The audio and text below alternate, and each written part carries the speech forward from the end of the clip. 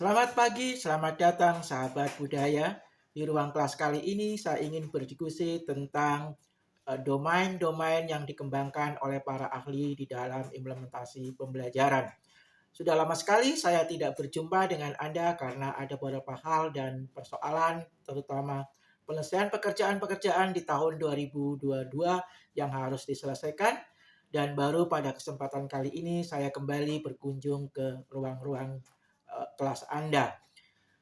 Jadi, di dalam pembelajaran itu guru sering membuat asesmen yang berkaitan dengan domain-domain terutama yang dikembangkan oleh Bloom dan kemudian dikembangkan juga direvisi oleh Anderson.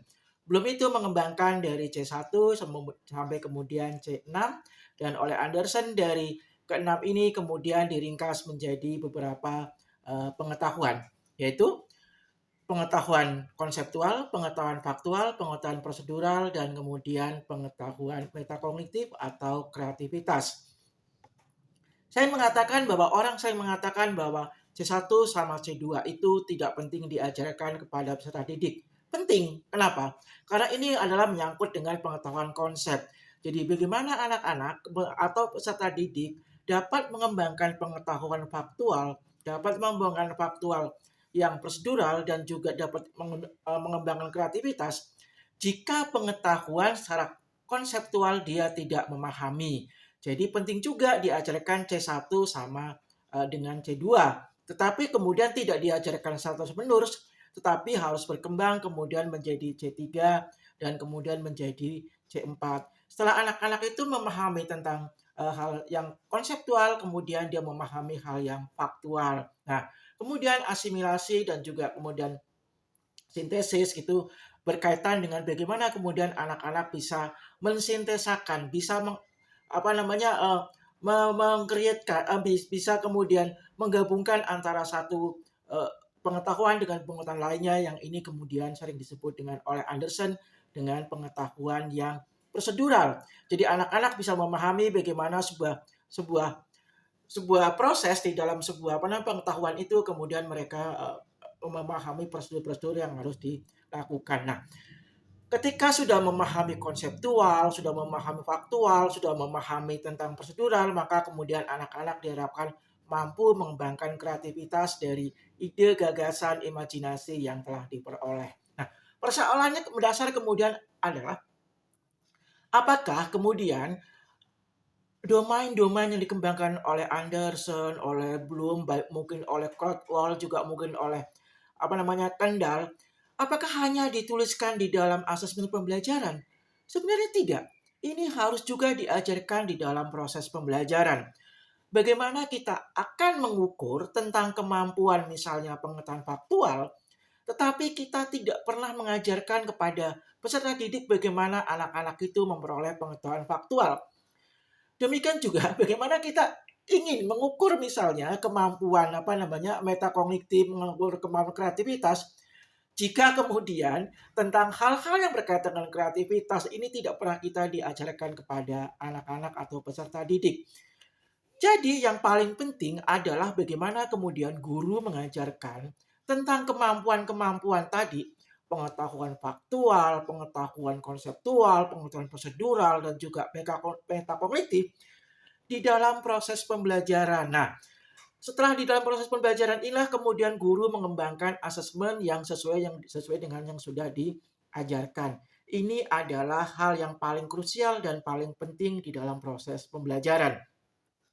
Jangan mengukur yang tidak pernah diajarkan kepada peserta didik, ya. Jangan mengukur tentang aktivitas, tapi yang diukur adalah kompetensi atau kemampuannya, bukan tentang materi hanya sebagai media, sebagai alat, sebagai instrumen untuk mengukur tentang kemampuan tersebut. Jadi yang paling penting adalah mengukur kemampuannya. Materi, sekali lagi saya katakan, dan itu menurut saya, adalah sebagai media, sebagai alat, sebagai instrumen, bukan tujuan akhir. Tujuan akhir adalah kompetensi pada peserta didik, mengubah cara berpikir mereka lebih baik saat sekarang ini dan untuk masa yang akan datang. Nah, hal-hal inilah yang kemudian perlu disadari oleh sahabat-sahabat pendidik bahwa kurikulum apapun bentuknya, kurikulum apapun pendekatannya. Yang paling penting adalah kemudian bagaimana mengembangkan kompetensi, mengembangkan kemampuan peserta didik yang dari yang tidak memahami kemudian sampai memahami, yang kemudian belum disebut oleh Vygotsky disebutnya adalah sebagai scaffolding. Jadi harus ada penanjakan, ada peningkatan dari hal yang paling rendah kemudian sampai hal yang paling tinggi. Jadi scaffolding adalah sebenarnya bertuju pada kemampuan seseorang dari hal yang tadinya tidak tahu menjadi tahu, yang tidak paham menjadi paham, yang tidak bisa kemudian menjadi bisa. Inilah yang disebut dengan scaffolding yang dikembangkan oleh Vygotsky. Dan ini juga sebenarnya yang dikembangkan oleh Piaget melalui asimilasi, akomodasi, dan kemudian melalui equilibrium. Ini adalah tingkatan-tingkatan bagaimana orang-orang memperoleh pengetahuan di dalam sebuah pembelajaran. Hal ini juga sebenarnya yang kemudian dikembangkan oleh Bloom, kemudian dikembangkan oleh Anderson, oleh Krathwohl, juga oleh Kendall maupun oleh akar pendidikan yang lain yang berkaitan dengan domain atau aspek pengetahuan, keterampilan, dan kemudian sikap. Nah, yang paling penting kemudian adalah bagaimana kemudian setidaknya dua domain ini menjadi satu kesatuan utuh, apa? Pengetahuan dan juga keterampilan. Karena begini, orang yang terampil melakukan sesuatu berarti dia sudah memahami secara pengetahuan, secara konseptual tentang apa yang akan dilakukan. Satu contoh begini misalnya, orang yang bisa menyanyi dengan baik pasti dia sudah mengetahui tentang teknik vokal secara baik. Itu pasti, karena teknik vokal adalah dasar pengetahuan untuk menyanyi dengan baik. Ini adalah antara menyanyi secara baik, kemudian dengan pengetahuan yang dia peroleh apa? Tentang teknik vokal. Kemudian apa? Teknik vokal itu ngerti teorinya, tetapi kemudian dia mampu melakukannya dengan cara baik juga gitu.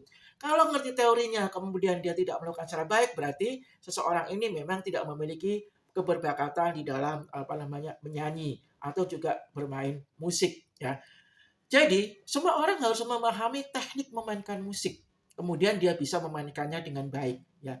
Kemudian dia bisa melakukannya juga dengan baik. Jadi pengetahuan dan keterampilan sebenarnya adalah satu kesatuan utuh yang tidak bisa dipisah-pisahkan dalam sebuah proses pembelajaran. Nah, inilah kemudian yang oleh Koni Semiawan dia menulis buku tentang keterampilan proses. Jadi keterampilan proses adalah kemampuan peserta didik maupun guru memproses kemampuan cara berpikir dari informasi yang dia peroleh.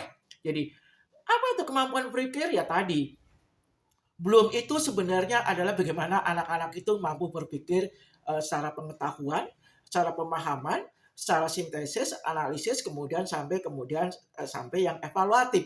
Itu adalah kemampuan cara berpikir, bukan kemudian adalah hasil dikembangkan hanya pada satu sisi hasil belajar. Demikian juga yang kemudian direvisi oleh Anderson bahwa pengetahuan konsep itu adalah sebuah proses berpikir bagaimana anak-anak itu memperoleh pengetahuan konsep, memperoleh pengetahuan faktual, memperoleh pengetahuan prosedural, dan kemudian sampai memperoleh pengetahuan kognitif. Nah, persoalan-persoalan ini karena kemudian hanya sering dilakukan pada pembuatan soal, pengembangan asesmen, pembelajaran, sehingga seolah-olah apa yang dikembangkan oleh Bloom, apa yang dikembangkan oleh Anderson, apa yang dikembangkan oleh Krathwohl, apa juga yang dikembangkan oleh Kendall dan juga yang lain-lainnya, seolah-olah hanya terhenti pada aspek pengembangan asesmen pembelajaran, mulai yang kemudian yang disebut dengan high order thinking skill gitu. Nah, high order thinking skill itu sebenarnya itu adanya di proses pembelajaran yang kemudian diukur melalui asesmen pembelajaran. High order thinking skill itu sebenarnya oleh Profesor Koni Semiawan itu disebutnya sebagai keterampilan proses. Bagaimana kemudian peserta didik, guru itu dapat memproses semua informasi yang beroleh melalui tadi langkah-langkah yang sistematis dan juga sistemik. Ingat, ada dua langkah di dalam keterampilan proses, dalam keterampilan berpikir, yaitu keterampilan yang sistematis maupun keterampilan yang sistemik. Nah, oleh Edward de Bono ini yang disebut dengan berpikir vertikal dan berpikir lateral. Jadi kalau de Bono mengatakan bahwa yang berpikir sistematika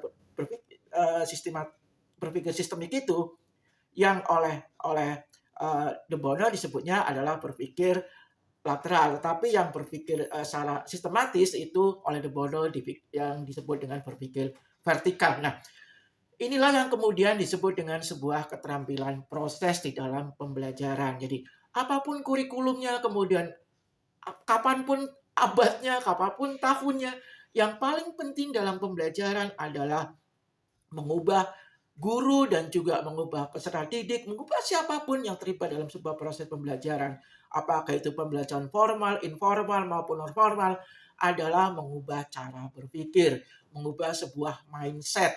Ini yang paling penting. Kemudian materi, saya ulangi lagi, materi adalah sebagai alat, sebagai media, dan sebagai instrumen untuk merubah sebuah mindset cara berpikir. Nah, inilah yang harus merubah mindset juga ternyata ya, bahwa ternyata di dalam pembelajaran itu bukan kemudian anak-anak paham tentang materi, kemudian mengulang-ulang materi, tidak, kemudian tapi bagaimana kemudian anak-anak paham materi, tetapi juga sekaligus dia kalau anak-anak paham materi, paham mindsetnya berubah berpikir, pasti anak-anak itu akan memahami materi dengan cara mereka sendiri, dengan gaya belajar mereka sendiri, dengan apa yang ingin dia ketahui, apa yang ingin dia lakukan dengan caranya mereka sendiri, karena setiap individu satu dengan individu lain pasti akan berbeda-beda.